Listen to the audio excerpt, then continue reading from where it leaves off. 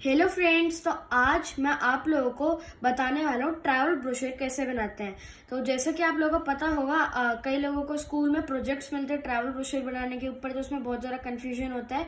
तो मैंने अपना भी एक छोटा सा ट्रैवल ब्रोशर बनाया था अंडमान एंड निकोबार आइलैंड्स पे। तो पहले मैं आपको बताऊंगा कैसे बनाते हैं और देन मैं आपको अपना वो वाला ट्रैवल ब्रोशर दिखाऊंगा। तो अभी मेरे पास एक नॉर्मल सी A4 साइज शीट है। तो हमें इसको कुछ नहीं करना है, बहुत इजी है इसको फोल्ड करना ट्रैवल ब्रोशर की फॉर्म में। सबसे पहले हमें इसे हाफ में फोल्ड कर लेना है लाइक दिस।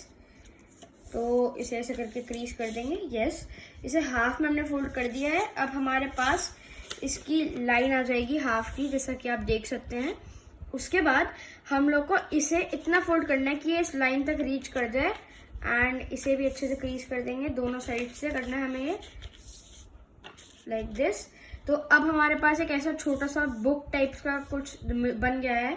तो अब हमें इसे पूरा फ्लिप हो जाए जिससे, उसके लिए हमें क्या करना होगा, हमें इसे ऐसे करके पकड़ना है एंड इसको उल्टी साइड पे ले जाके इसको ऐसे करके फोल्ड कर देना है ऐसे।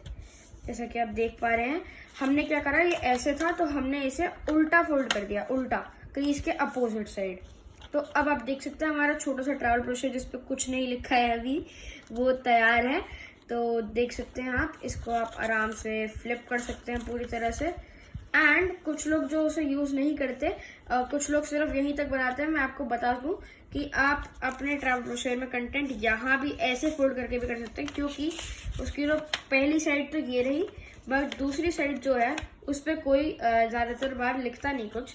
तो यहाँ पर आपको 2 पेजेस और मिलते हैं, आप उनके भी कुछ बना सकते हैं। तो अब बारी आती है मेरे अंडमान एंड निकोबार वाले ट्रैवल ब्रोशर की। तो एक्चुअली वो मैंने A3 साइज शीट पे बनाया, बट सेम कॉन्सेप्ट है उसका भी। तो आप देख सकते हैं, एक सेकंड। यस, तो ये रहा मेरा अंडमान एंड निकोबार आइलैंड्स का ट्रैवल ब्रोशर। एंड आप देख सकते हैं यहाँ पे पूरा इंट्रोडक्शन टाइप्स है उसका। एंड यहाँ पर मेरा टूरिस्ट अट्रैक्शंस का पूरा एक अलग से छोटा ट्रैवल ब्रोशर है। A4 साइज शीट पे बनाया मैंने ये वाला, इसको फोल्ड कर दिया मैंने उल्टा। और तो ये जैसे टूरिस्ट attractions.htf लिखा है इस पे। एंड यहाँ पर भी एक छोटी सी फोटो वगैरह है, आप देख ही सकते हैं, यहाँ पे पूरा आ रखा है। एंड यहाँ पर ये जो हमारा छोटा वाला है, हम इसे जल्दी से फ्लिप करके देखते हैं इसमें क्या क्या है। तो सबसे पहले इसे ऐसे करके खोलेंगे तो यहाँ पे बेसिकली बता रखा है कि टूरिस्ट अट्रैक्शंस में यहाँ पे क्या क्या मिलेगा आपको और कैसी कैसी चीजें हैं, कितनी इंटरेस्टिंग। यहाँ पे दिस वे है, तो हमें इस साइड ऐसे करके फोल्ड करना होगा। तो अभी फ्रेंड्स हम लोग देख रहे हैं हैवलॉक आइलैंड्स का। तो हैवलॉक आइलैंड्स और स्वराज द्वीप, यहाँ पे कुछ आइलैंड्स हैं, उन्हें एक ब्रिटिश जनरल के नाम पे नेम कर रहा था, बट 2018 दिसंबर में PM मोदी के द्वारा उसे वापस रीनेम कर दिया था नेताजी सुभाष चंद्र बोस को ट्रिब्यूट देते हुए। इन आइलैंड्स के पास इंडिया का डिबेटेबली सबसे क्लीनेस्ट बीच है, and it is 7th cleanest in the world, और वो है राधानगर बीच। और ये आइलैंड इको टूरिज्म भी प्रमोट करता है। इसके अलावा ये आइलैंड रिचीज आर्किपेलागो का भी एक पार्ट है, और ये पील आइलैंड और नील आइलैंड के बीच में रहता है। यहाँ पर और भी बहुत सारे बीचेस हैं, और मैं आपको बता दूं कि इंडिया का नंबर 5 पे क्लीनेस्ट बीच भी इन्हीं आइलैंड्स में है। तो अभी हम आगे चलते हैं। तो यहाँ पर है सेल्युलर जेल। तो इसके बारे में आप लोग जानते ही होंगे, काले पानी की सजा इसे कहते थे बहुत पुराने टाइम में, ब्रिटिशर्स के जमाने का जेल है ये। और उन्होंने इस जेल को बनाया था इंडियन रिवोल्यूशनरीज को कैप्चर करने के लिए, और इसका नाम काला पानी है, यानी कि ब्लैक वाटर। और इसे एक तरह से अनएस्केपेबल जेल माना जाता था, क्योंकि ये जो जेल है, क्योंकि इसके चारों तरफ से पानी है, ये एक आइलैंड पे है, जो कि इसकी यूनिक बात है। एंड बिकॉज ऑफ दैट इस पे से एस्केप करना बहुत मुश्किल था। तो ये बहुत ज़्यादा फेमस है, आपने इसके बारे में पहले भी सुना हुआ होगा, बहुत बड़े बड़े इंडियन रिवोल्यूशनरीज इस जेल में गए हुए हैं। तो अब हम आगे चलते हैं। तो यहाँ पर हमारा आ जाता है एक्टिविटीज टू डू, मतलब इन अंडमान एंड निकोबार आइलैंड्स। तो हम लोग यहाँ पे बहुत कुछ कर सकते हैं, बहुत ही प्यारी जगह है ये। और यहाँ पर हम स्नॉर्कलिंग कर सकते हैं, स्कूबा डाइविंग कर सकते हैं, enjoying a beach sunset, enjoying a mountain sunrise, attending the cellular jails light and sound show, glass bottom boating, cruising and seaplane ride। तो हमें बहुत सारी इंटरेस्टिंग चीज़ें आप कर सकते हैं। अब जो मैंने आपको बताया था, आप चाहते तो इसको यहाँ पे एंड करके सकते थे, मगर दिस वे करके आप इसे ऐसे करके फोल्ड करके 2 पेजेस और ले सकते हैं। तो यहाँ पर है हमारा limestone caves and mangrove forest. So limestone caves and mangrove forest एक बहुत ही प्यारी और बहुत ही अच्छी जगह है अंडमान एंड निकोबार आइलैंड्स में, और ये दोनों के दोनों एक ही आइलैंड पे हैं, तो इसलिए आप इन दोनों को एक ही बोट राइड से कवर कर सकते हैं। इसके अलावा मैंग्रोव फॉरेस्ट में एरियल रूट्स भी मिलेंगी आपको कुछ पेड़ों में, और इसलिए इन्हें वॉकिंग ट्रीज भी कहते हैं, क्योंकि ये जो इनकी रूट्स हैं ये इनकी पैर जैसे लगती हैं।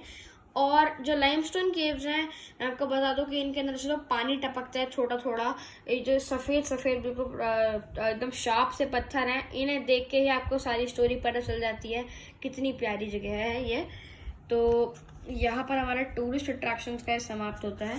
अब हमें यहाँ पर इसको ऐसे करके वापस से फोल्ड करके लगाना होगा, तो इसे हम ऐसे करके कुछ इसमें से लगा देते हैं।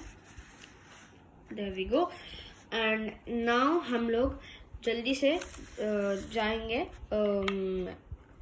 यस, सो अब हम लोग जाएंगे जल्दी से नेक्स्ट वाले पेज पे। तो नेक्स्ट वाले पेज में हमारे about Andaman and Nicobar islands, तो इसमें बेसिकली सब बता रखा है उनके बारे, आइलैंड्स के बारे में, कितने आइलैंड्स हैं, कितने इनहैबिटेटेड हैं, और बाकी क्या उनकी कैपिटल है। और उसके अलावा मैं आपको एक फैक्ट बता दूं कि Andaman and Nicobar islands India के सम ऑफ द ओनली ट्राइब्स को अपने अंदर रखती है, उसको कंसिस्ट करती है। तो अब आते हैं हम उसकी ज्योग्राफी पे। तो काफ़ी इंटरेस्टिंग है भी। इसके आइलैंड्स जो हैं ये अराकन माउंटेन रेंज, जो कि सबमर्ज माउंटेन रेंज है, उसके पार्ट है, एंड ये फ्लोट नहीं करते हैं। यस, और बाकी ये आइलैंड्स 92 और 94 डिग्री ईस्ट लॉन्गिट्यूड्स और 6 और 14 डिग्री नॉर्थ लैटिट्यूड के बीच में आते हैं। और ये जो है ये निकोबार ग्रुप से अंडमान आइलैंड सेपरेटेड है from a channel called the 10 degree channel. और ये जो अंडमान है ये 3 पार्ट्स में डिवाइडेड है, the north Andaman, the middle Andaman and the south Andaman. फिर यहाँ पर एक और काफ़ी बड़ा सा ग्रुप ऑफ आइलैंड्स आता है लिटिल अंडमान नाम से। तो in total Andaman and Nicobar islands में जो लैंड एरिया कवर होता है वो होता है 8249 किलोमीटर स्क्वायर या फिर 3185 स्क्वायर माइल्स का। और यहाँ पे एक छोटी सी फोटो उसके मैप की। नाउ हम लोग आते हैं क्लाइमेट पे। तो यहाँ पे बेसिकली 3 सीजन होते हैं हर जगह, मतलब 5 होते हैं कुछ जगह पर, बट यहाँ पे 3 ही होते हैं मेनली। समर्स जो कि अप्रैल टू जून होती हैं, monsoon July to September, and winters October to March. अब हम देखते हैं यहाँ पर इनका क्या क्या एवरेज टेम्परेचर होता है, कौन सा रिकमेंडेड टाइम होता है वहाँ जाने के लिए, कौन सा वहाँ जाने के लिए बिल्कुल रिकमेंडेड नहीं होता। तो वहाँ पर वो ट्रॉपिकल आइलैंड है, तो वहाँ पे ज़्यादा ठंड नहीं होती समर्स में, विंटर्स में, एंड ज़्यादा गर्मी भी नहीं होती समर्स में। एंड वहाँ पे जो एवरेज टेम्परेचर रहता है समर्स में वो रहता है 24 degree Celsius to 37 degree Celsius, और जो मानसून में रहता है टेम्परेचर वो रहता है 22 degree Celsius to 35 degree Celsius. बाकी इन विंटर्स वहाँ का टेम्परेचर रहता है from 20 degree Celsius to 30 degree Celsius, and वो सबसे ज़्यादा रिकमेंडेड रहता है वहाँ जाने के लिए टाइम। और सबसे ज़्यादा जो लीस्ट रिकमेंडेड टाइम है वहाँ जाने का वो है मानसून, यानी कि जुलाई टू सितंबर, क्योंकि वहाँ पे आपको पूरे दिन की बारिश देखने को मिल सकती है, और आपको वहाँ पे बहुत ज़्यादा खतरनाक से थंडर स्टॉर्म्स भी देखने मिल सकते हैं। बाकी ये एक फ़ोटो है एक छोटी सी बहुत प्यारी सी निकोबारीज हट की। ये अंडमान एंड निकोबार आइलैंड की स्पेशल टाइप की हट है, ये ऐसे डोम टाइप शेप में रहती है, और प्लस ये छोटे छोटे वुडन लॉग्स के बेसिस पे खड़ी रहती है। अब आते हैं हम लोग क्विजीन पे। तो अब सीधी सी बात है कि जब वो एक आइलैंड है तो वहाँ पे सी फूड ज़्यादा कॉमन होगा, क्योंकि वहाँ का सॉइल भी इतना फर्टाइल नहीं होता है प्लांट्स उगाने के लिए। तो देखते हैं आपके सी फूड में क्या क्या कॉमन है। तो फिश करी, चिली करी, और माछेड़ झोल यानी कि catla fish fried in mustard oil topped with green chillies, potatoes and tomatoes marinated with turmeric powder and salt. उसके बाद चिकन टिक्का मसाला, फिर कोकोनट प्रॉन करी, फिर tandoori fish, grilled lobsters and squid fry. तो अब हम चलते हैं नेक्स्ट पेज के ऊपर, जो आपको यहाँ पे बता दूं कि यहाँ पे बारबेक्यू बहुत ज़्यादा कॉमन है। So barbecue is also very common there. और स्वीट डिश में वहाँ पे नारियल लड्डू सबसे ज़्यादा कॉमन स्वीट डिश है, वो सबसे ज़्यादा वहाँ बनती है, क्योंकि वैसे भी वहाँ पे कोकोनट के पेड़ बहुत सारा होते हैं, नारियल के पेड़, तो वहाँ पे नारियल लड्डू बहुत ज़्यादा कॉमन होते हैं। बाकी ये एक फ़ोटो वहाँ की क्विजीन की, जहाँ पे ओवरऑल ऑलमोस्ट सारी डिशेज जो मैंने बोली वो सब कवर हो रही हैं इसमें। अब हम लोग आ जाते हैं हिस्ट्री पे। तो the history of the Andaman and Nicobar island start from the Ramayana period. तो इन द 4th सेंचुरी इसका नाम था हंदुमान, और जैसे जैसे टाइम बीतता गया इसका नाम बदलता गया।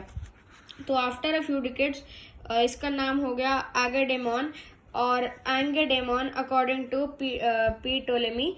और ट्रैवलर्स अलग अलग जगह से यहाँ पर आते रहे। अरब ट्रैवलर्स आए 19th सेंचुरी में, और यहाँ पर नेक्स्ट पेज शुरू होने वाला है। तो अरब ट्रैवलर्स है 19th सेंचुरी में, मार्को पोलो 13th में, जिन्होंने इस प्लेस को अंगमानियान बोला। फ्रियार ओडोरिक आए 14th में, और केजर फ्रेडरिकी आए 16th में। उसके अलावा यहाँ पे सबसे पहली कॉलोनी जो सेटअप हुई थी वो हुई थी चंथम आइलैंड में विद 12 एकर्स ऑफ लैंड। और यहाँ पर प्री इंडिपेंडेंस पीरियड में इस जगह को इतनी ज़्यादा वेल नोन नहीं थी ये जगह, बट जिस चीज़ के लिए सबसे ज़्यादा फेमस थी वो थी काले पानी की सज़ा, जो कि ब्रिटिश पीरियड में सबसे ज़्यादा खतरनाक पनिशमेंट मानी जाती थी। एंड यहाँ पर है एक छोटी सी फोटो निकोबारी डांस की। ये डांस फॉर्म बहुत ज़्यादा फेमस है वहाँ पर, एंड ये काफ़ी ज़्यादा कॉमन है अलग अलग टाइप के शोज़ में वहाँ पे जो चलते हैं। अब आते हैं हमारी ट्राइब्स। तो यहाँ की फर्स्ट ट्राइब्स थी सेंटिनलीज एंड जाऊ। और यहाँ पर जितने लोग आए थे ज़्यादातर मैं आपको एक्सप्लेन कर देता हूँ। तो यहाँ पर बेसिकली नॉर्थ अमेरिकन रीजन से ज़्यादातर लोग आए हैं। तो क्योंकि उनके ज़माने में बोट्स बहुत पहले उन्होंने इन्वेंट कर ली थी, तो कुछ लोग तो वहीं रहे, कुछ लोग स्प्रेड हो गए यूरोप में, और कुछ लोग स्प्रेड हो गए एशिया में, और बाकी कुछ इन आइलैंड्स में आ गए, कुछ ऑस्ट्रेलिया वगैरह टाइप के, तो कुछ इन आइलैंड्स में भी आ गए। तो सारे लोगों ने जो है एक ही सेम पेस पे, मतलब कि एक साथ रह के साथ में प्रोग्रेस करी, साथ में आगे बढ़ते गए। मगर इन आइलैंड्स के लोगों की क्योंकि कोई लैंड रूट नहीं था उस टाइम पे, तो इनका कम्युनिकेट करना बहुत मुश्किल था, तो इसलिए ये लोग पीछे रह गए। इन्होंने बहुत धीरे धीरे करके अपने आप से प्रोग्रेस करी। तो बट एक आइलैंड है यहाँ पे, नॉर्थ सेंटिनल आइलैंड, जिसके बारे में आप जानते भी होंगे। ये मेरा फेवरेट फैक्ट है इस जगह के बारे में। तो ये इसके पास है one of the only 8 remaining uncontacted tribes of the world. तो यहाँ पे जाना ऑब्वियसली अलाउड नहीं है, बट बहुत सारे फ्रेंडली अटेम्प्ट्स हो चुके हैं यहाँ पर जाने के लिए, और हर बार या तो वायलेंस हुई है या कुछ हुई है। हालांकि अब तक खाली एक ही सक्सेसफुल अटेम्प्ट हो पाया है, मगर उसमें भी हम कुछ खास उनके बारे में डिस्कवर नहीं कर पाए थे। नाउ इनकी हमें लैंग्वेज तक नहीं पता अब तक इनकी लैंग्वेज डिकोड नहीं हुई है। एंड कुछ हिस्टोरियंस के, बल्कि कुछ हिस्टोरियंस क्यों सबके हिसाब से ही ये लोग अब तक स्टोन एज में रहते हैं, और इन्होंने अब तक एग्रीकल्चर तक डिस्कवर नहीं करा है। तो जैसे आप लोगों ने पढ़ा होगा स्कूल में भी हिस्ट्री वगैरह में, कि जो पुराने लोग थे वो थे हंटर गैदरर्स, 6th में था यह। तो वो पुराने लोग हंटर गैदरर्स थे, ये लोग अभी भी हंटर गैदरर्स हैं, उन्होंने अब तक एग्रीकल्चर वगैरह डिस्कवर नहीं करा है। और इन लोगों का नाम है सेंटिनलीज लोग। और अब जो 4 ट्राइब्स बची हैं अंडमान में वो खाली हैं, the great Andamanese, Onges, Jarawas and the Sentinelese. So that was all for my travel brochure on Andaman and Nicobar Islands। थोड़ा बहुत यहाँ पर एक ट्री वगैरह मैंने बना रखा है, छोटी सी scenery types. And I hope you guys liked it, and I'll meet you in the next video. Thank you, bye bye।